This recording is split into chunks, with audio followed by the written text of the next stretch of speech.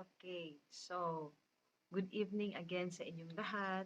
So nandito na naman po ako para po i-continue ko po yung ginawa ko kahapon para mapapakita ko sa inyo kung paano natin gagawin na pag sa field po tayo, meron po talaga dapat tayong guide para hindi po tayo mawawala. Okay? So kahapon po, pinakita ko sa inyo yung aking ginawa na pagbo-booking, pagpo-follow up, pag-deliver. So, hindi ko naman pwedeng ipakita sa inyo ang pag-deliver kasi naturalmente ang pag-deliver, bigay mo lang yung product. Ang importante dito yung paano natin ma-follow up, paano tayo magbo-booking, magkakaroon ng mga new prospects. Okay? So, ngayon, ipapakita ko sa inyo yung result ko kaninang umaga na hindi ko nagawa kahapon. So, let me share with you the photos, okay? Wait. Ayan. Ayun. Okay. So, ito yung kahapon na ginawa ko. Okay? Ito yung mga na-result ko nung January 4, 5, and 8. Okay? So, ngayon, yung 8, meron pa akong hindi mga na-pursue. Okay? Hindi ko nagawa yung pumunta ng hindi ko nagawa yung pag-deliver. Nagawa ko kanina yung pag-deliver sa Oscar. Ganon din yung customer na bayad na yung product. Okay? So, hindi ko nagawa yung pag-close deal with NIDA. Then, yung booking ng another booking. So, hindi ko nagawa yon yung kahapon. So, ano ang dapat ipa-follow up ko? So, ipa-follow up ko again si NIDA Booktuan. And then, yung hindi ko na-deliver kahapon, na-deliver ko kanina. Okay, dalawang delivery. And then, na-follow up call ako sa BJMP kaso hindi matawagan yung cell number na binigay sa akin. So, all I did is, mamaya pakita ko sa inyo ng resulta for today. Then, ano tawag nito, yung goals ko na supposedly magkaroon ako ng deal na. So, syempre, iba yung magiging transaction in everyday na approach natin sa mga prospects natin. So, yan yung kahapon. Okay? So, yung kahapon, ipa-follow up natin ngayong araw na to. So, ito yung na-follow up ko kahapon, ay yung kanina. Okay, yung kanina. Okay. Ayan. So, kung mapansin ninyo, that is already January 9. So, yung dalawang page or dalawang calendar, daily calendar plan, wala pang laman. So, kung makita ninyo dito, ayan. Okay? So, actually, hindi nasunod yung oras na dapat kong ginawa. Dahil, kanina po, ewan, ano nangyari sa mga mata ko, sa sobrang kate at saka namula. So, ayan. So, para lang mapustro yung aking yung aking gagawin, kung makita nyo yung itsura ko kanina, sobrang pula ng mata ko. Yan. Sobrang pula, both side. Yan. So, hindi ako nakatrabaho ng umaga. Okay? Pero, pag talagang you are eager to do your plans and goals, kung makita ninyo, ayan sobrang pula. So, both side, sobrang kate as in. So, I take two, uh, two transfer factor plus and 3 glutamine prime para mag-subside lang siya. So, in fairness, para magagawa ko yung gawin ko for the whole half day, kasi half day na po talaga ako nakagawa, ng aking gagawin. So, actually, 2:00 ko nang ginawa yung trabaho ko lahat ng araw na supposedly the whole day. So, but still, 'di ba? It's a matter of time lang naman pag gugustuhin natin. Hindi talaga the whole day na igugugol mo kasi nga hapon ako nag-umpisa pero marami akong nagawang trabaho ngayong araw na 'to. So, para makita ninyo anong ginawa ko, mabuti na lang meron akong sunglasses na ayan, para hindi masyadong klaro ang aking tawag nito, ang aking mata na pula, okay, na makati na pula. So, ayan. So, ngayon, nag-pursue ako, ah, ay ay ay tawag nito, ah, tawag nito, anong term nga niyan? Nag-push through ako ng aking dapat gagawin na hindi ko nagawa kahapon. So, ito yung ginawa ko kanina. Okay? So, ito yung nakalista na hindi ko nagawa kahapon. Call BJMP, tapos na, pero hindi ko po nakausap yung dapat kong kausapin. Pero what I did is, I went to BJMP office para po ma-fix ko yung schedule kung bakit hindi ko siya matawagan. So, mali pala yung number na nabigay niya sa akin. May kulang na isang number. So, actually, may binigay siyang another new number na kung saan pwede ko na siya makontak. But, okay lang din kasi ang kanilang director pala ng BJMP is not around. So, pumunta ng Manila. So, tomorrow pa darating. So, tomorrow pa magkakaroon ng communication. Though na-communicate na yung aking letter, so I'm going to follow up by Thursday. Okay? So, ganun po yung trabaho natin. Parang, kumbaga, parang you are searching for something. Okay? So, book another office. So, actually, yan ang isa sa mga goal ko dapat kanina. So, 2:00 po akong lumabas. So, ang mga nagawa ko po, katulad ng BGMP, pag-deliver ng San Pablo at saka ng Peña Francia, sa OSCA, okay? And then talk to Secretary of Attorney Balyeke. So, itong kay Attorney Balyeke, hindi ko talaga nakausap dahil sobrang puno ang kanilang office kanina sa law office kasi maraming mga kliyente na mga kaso. So, unfortunately, hindi ko nakausap yung aking ito-talk na si Arlene. But, she gave me the cell number. Ibig sabihin, willing siyang kausapin ko siya. So, better na meron akong bagong number niya.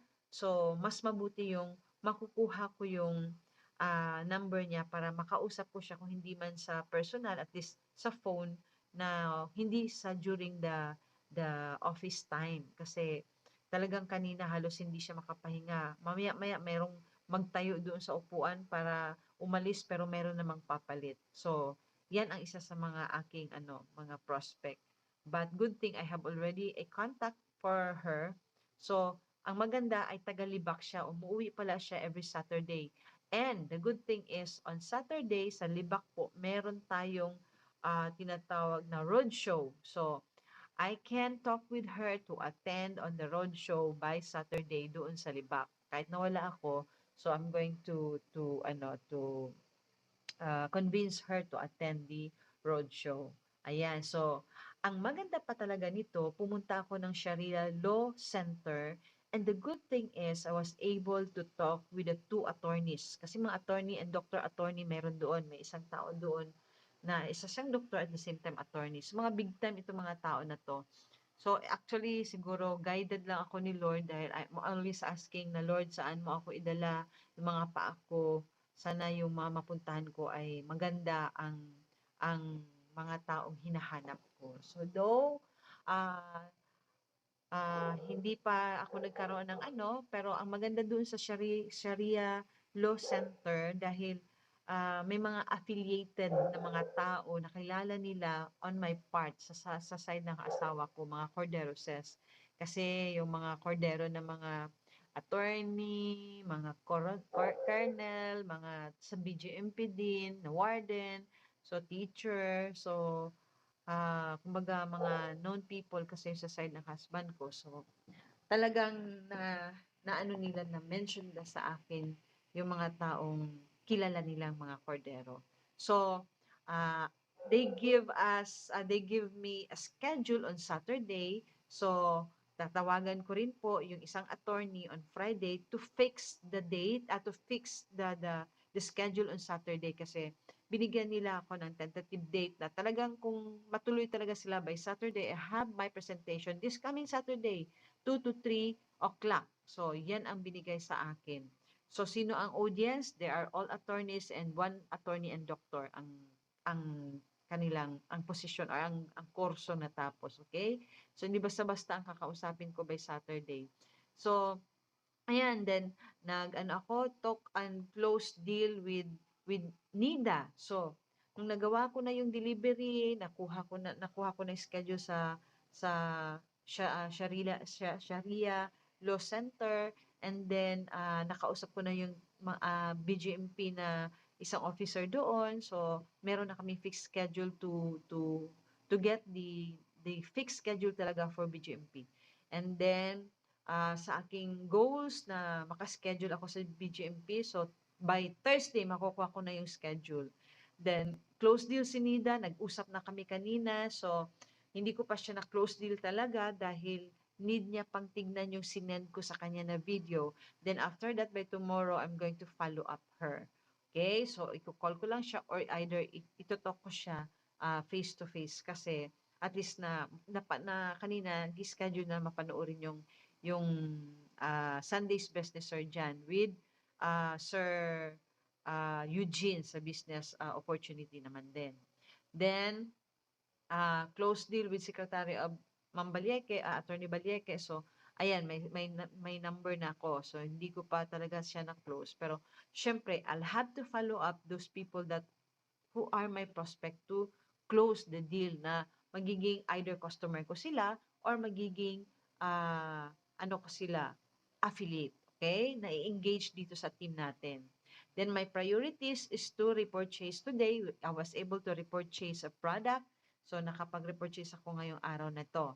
And then get new engaged target. So meron po ako nakuha dahil unexpected doon sa law office ni Attorney Balieke, meron akong nakuhang 2 numbers na kung saan they are willing to buy products with me.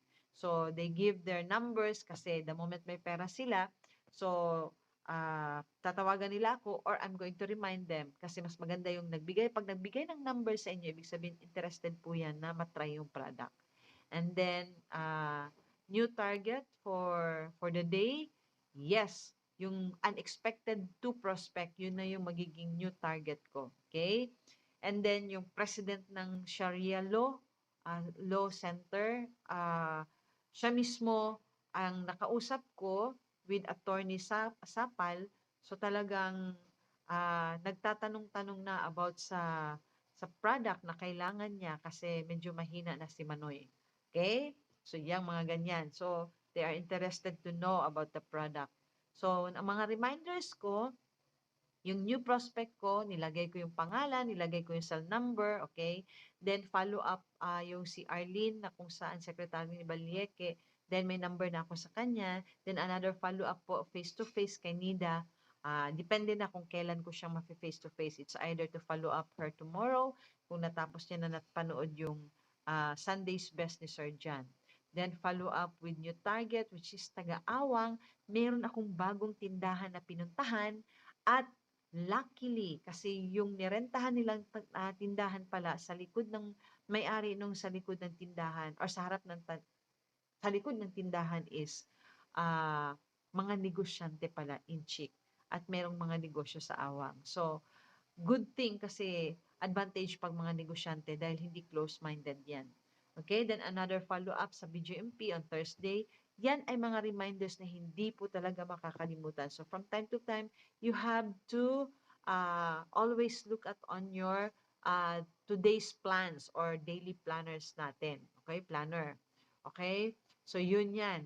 So yan yung daily activity ko kanina na ginawa ko for 2 o'clock. Actually, more than mga 2:15 akong lumabas sa bahay. Dahil pinasubside ko muna yung mata ko na hindi masyadong mapula. So, nag-start siya ng mga 11 o'clock. So, nag-subside siya ng almost 2:30 na. So, mga 2:15, umalis ako ng bahay sa Awang, papuntang city. And then, ginawa ko po lahat yung dapat kong gawin na supposedly good for one day, pero nagawa ko lang po siya ng half day. Okay? So, hindi posible ang mga bagay-bagay na yan kapag gugustuhin lang po natin. At may enjoy kayo pag once naging kaugalian nyo na ito. Okay? Now, what are the things that you're going to bring the moment you go for booking or for prospecting or follow up your prospect? So, dapat dala-dala nyo ito parate. Unang dalahin ninyo Anong dapat dalahin ninyo? Excuse me. So, dapat dalahin ninyo, meron po kayong letter. Kasi bakit? Yung letter na yan, pag napunta kayo sa isang office, any agency or school, magtanong sila, meron ba kayong letter para at least formal yung approach. So, at least meron kagad tayong maibigay na letter. Yung sa taas, makita ninyo, wala po siyang address, walang date, walang heading, kasi po, hindi natin alam kung sino po yung pagbibigyan. So, yan siya intended to write down the person that we're going to address this letter para at least hindi na natin siya kukunin lang tapos ita-type pa, so it will take time. So at least para-paraan. So we can do by writing. So at least though medyo informal siya pero okay lang naman kung mag-okay lang sila na isusulat lang yung heading, okay, ay yung person na to be addressed. So okay lang yun, walang problema yun kasi karamihan naman ina-accept nila. Then aside from that, okay, you have to bring also yung kung saan ah, yung yung copy mo na receive nila katulad sa BGMP. So ito na nilagyan ulit ng another new number para makontak sila. And then makita ninyo meron akong isang letter na good for receive.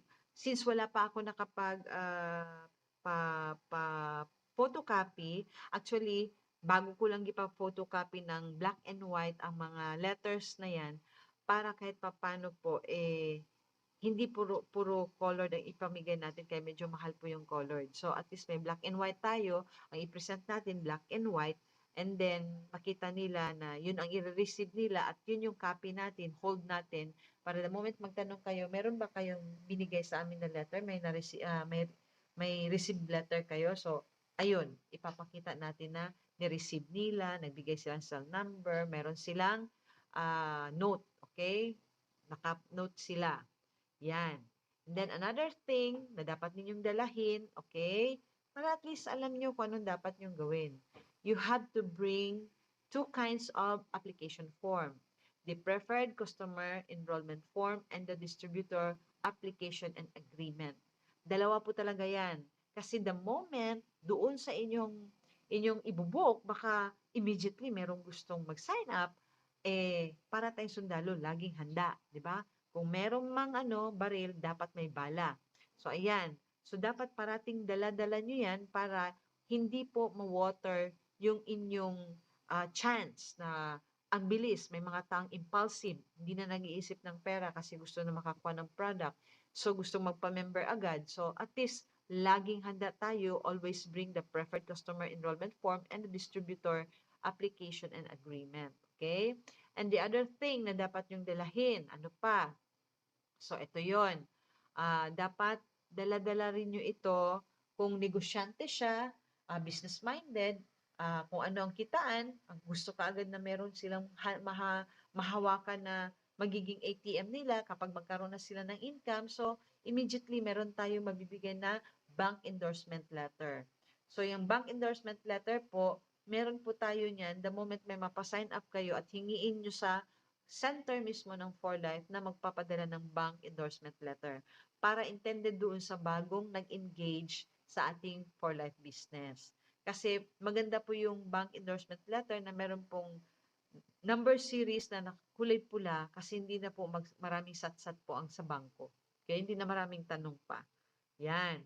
And aside from bank endorsement letter, syempre, para ma-wired naman ang kanyang kitaan, ipapakita mo sa kanya na, ma'am, kailangan natin ng Bank Transfer Authorization Form or BTAF para lahat ng kikitain ninyo sa negosyo ninyo sa 4Life, matatransfer po ng 4Life going to your BPI lahat ng inyong komisyon.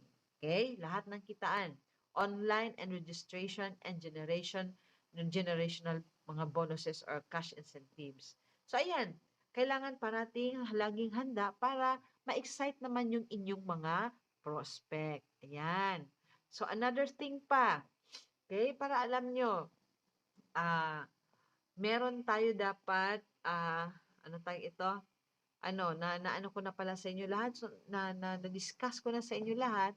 So, ito, dapat ma-follow up nyo yung kahapon na pwede nyo, let's say, decided kayo to do it today, to follow up by the next day, katulad kahapon, ngayong araw na ito, na-follow up ko, at in just half day na ginawa ko, na pursue ko lahat at may nakuha pa akong bagong prospect na magiging either customer ko or either magsa-sign up as new affiliate.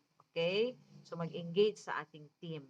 So, yun. Yun lang naman. You know what? Pag nasa system nyo na yan, kayo mismo mahihirapan din kayong walang gagawin. Kasi nandun na sa system ninyo na gagawin at gagawin nyo yung hindi kayo nakapagawa ng isang trabaho. So, just like me, that was long time ago na ganito ang ginagawa ko. And since then, they have the same process how to book, okay, how to prospect. Actually, pare-pareho lang. Pero yung ways of income dito is not the same. We are the highest payout in the whole world, 64%. Ang laki. Okay? So, all you have to do is your action.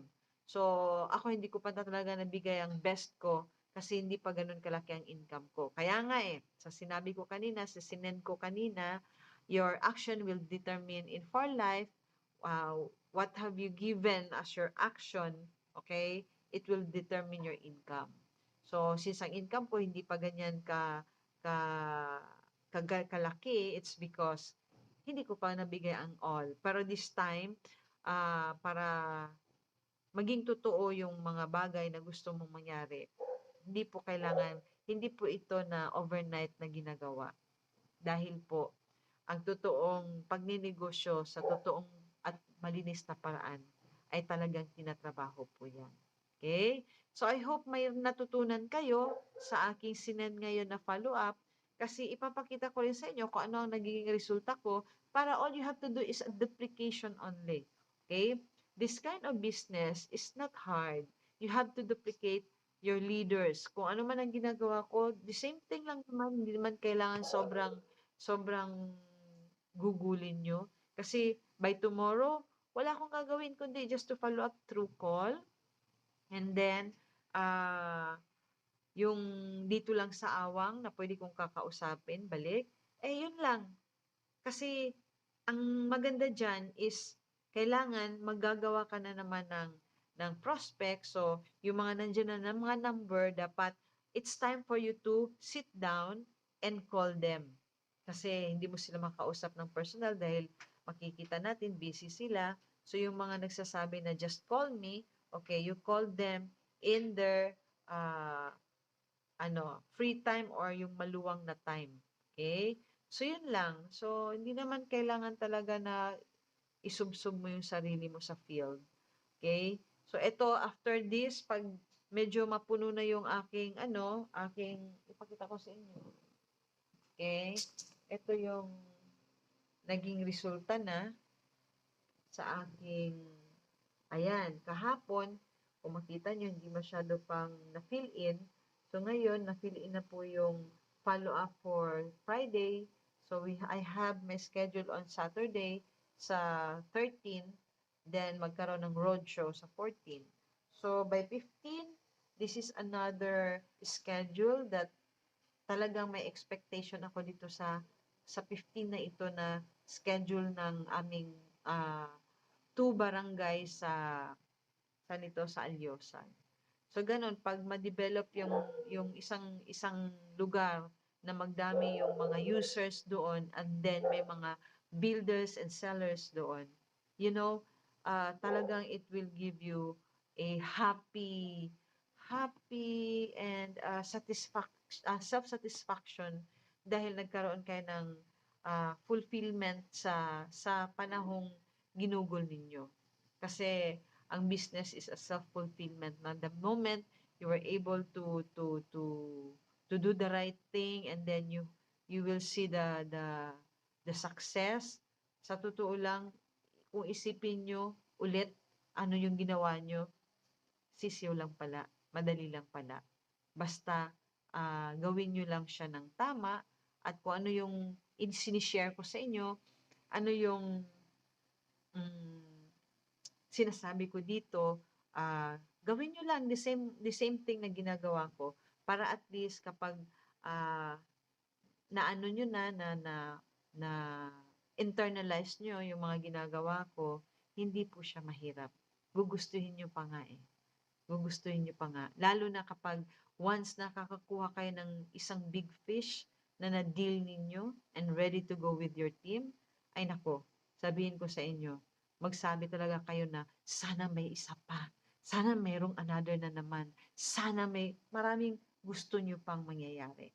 So, yun lang po. Sana po ay makatulong ito sa inyo. Lahat ng gagawin ko, ipapakita ko sa inyo para i-duplicate nyo lang naman.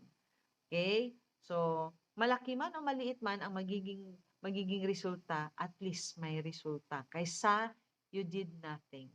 Okay? So, yun na nga. Sabi nga doon sa Galatians chapter 6, verse 7 to 9, na kung anong binigay sa atin ng Diyos, binigyan tayo ng talent, ng skills, ng resources, ng money, ng ability. All we have to do is use it according to His will than doing nothing. Kasi walang maging mangyari sa buhay natin. So, ayun na po. Maraming salamat at magandang gabi sa inyong lahat.